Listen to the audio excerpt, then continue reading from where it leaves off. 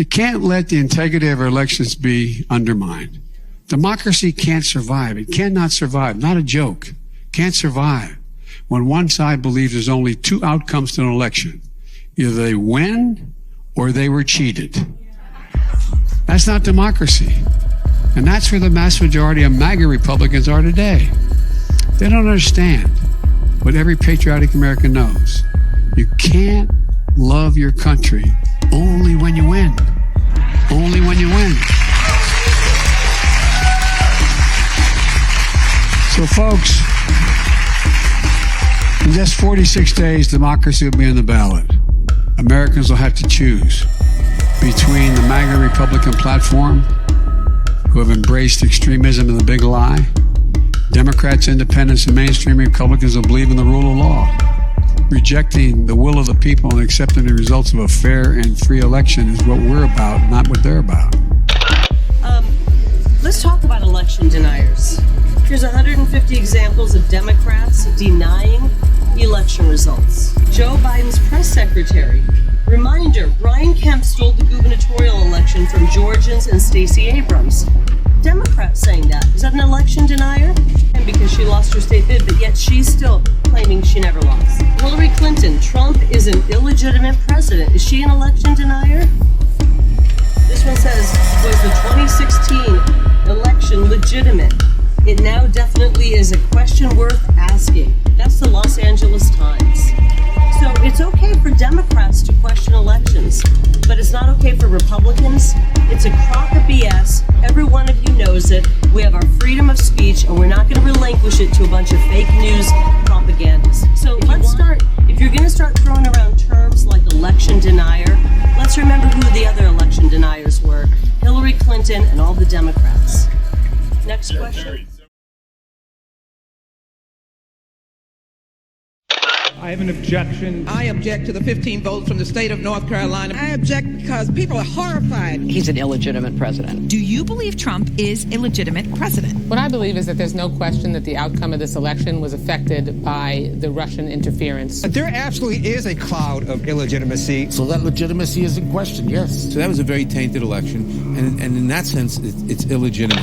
We actually won the last presidential election, folks. They stole the last presidential election. And Al Gore won that election. I think he won it anyway. Actually, I think I carried Florida. Bush versus Gore. A court took away a presidency. If all the votes were counted in Florida, that Al Gore would be president today and George Bush would be back in office. There's no doubt in my mind that Al Gore was elected president. I rise to object to the fraudulent 25 Florida electoral votes. I must object because of the overwhelming evidence of official misconduct. The Supreme Court, not the people of the United States, decided this election. By the time it was over, our candidate had won the popular vote, and the only way they could win the election was to stop the voting in Florida. The Supreme Court hadn't tampered with the results.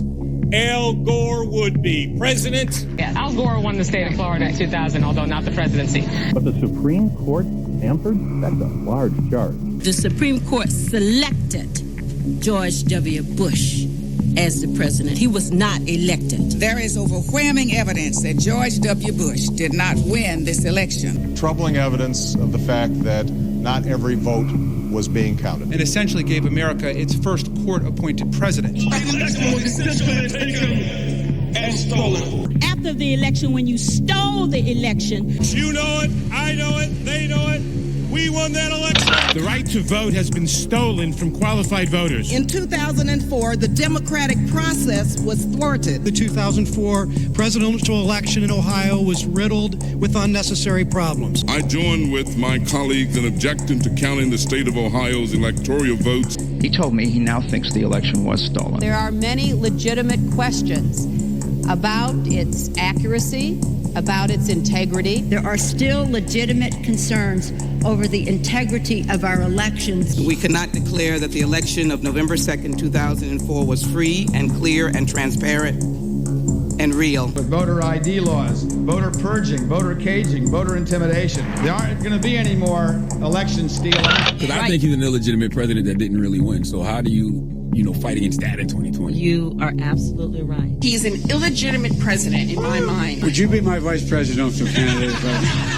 Folks, look, I absolutely agree. Trump didn't actually win the election in 2016. He lost the election, and he was put into office because the Russians interfered. Trump knows he's an illegitimate president. The president-elect, although legally elected, is not legitimate. I don't see this president-elect as a legitimate president. You said you believe that Russia's interference altered the outcome of the election. I do. Has been assisted by the Russians and may, in fact, not be a legitimate president. That finally we will see how illegitimate his victory actually was. He knows he's an illegitimate president. Stolen election! Welcome to the world of unprecedented Trump. And frankly, the FBI is weighing in on the election. I think makes his election illegitimate. There was a widespread understanding that this election was not on the level. But you don't win by 3 million votes and have all this other shenanigan stuff going on and not come away with an idea like, whoa, something's not right here. The outcome of the election was affected by their interference. He knows he's an illegitimate president. So of course he's obsessed with me. I do have one very affirmative statement to make. We won. Without voter suppression, Stacey Abrams would be the governor of Georgia.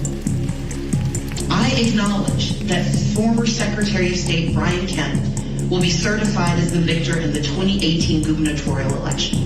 This is not a speech of concession. If she'd had a fair election, she already would have won. You refused to concede and say that you lost. Do you stand by that decision today? Absolutely. The election was not fair. The process was not fair. If Stacey Abrams doesn't win in Georgia, they stole it. It's clear. It's clear. I think that Stacey Abrams' election is being stolen from her. You notably did not concede. I did not. Okay, you acknowledged that he won, but you did not concede. Correct. 5 months later, do you still feel like your opponent won through voter suppression? Yes. She would be the governor of Georgia today had the governor of Georgia not disenfranchised 1.4 million Georgia voters before the election. Was the election in Georgia statewide a free and fair election? It was not a free and fair election. Reminder, she wrote, Brian Kemp stole the gubernatorial election from Georgians and Stacey Abrams. Certainly gave the appearance of unfairness, and I think it was unfairness. Stacey Abrams should be governor, leading that state right now. So you don't feel that you lost fair and square? I'm not saying it's going to be legit. It's the increase in the prospect of being illegitimate is a direct proportion to us not being able to get these reforms passed. You can run the best campaign, you can even become the nominee, and you can have the election stolen.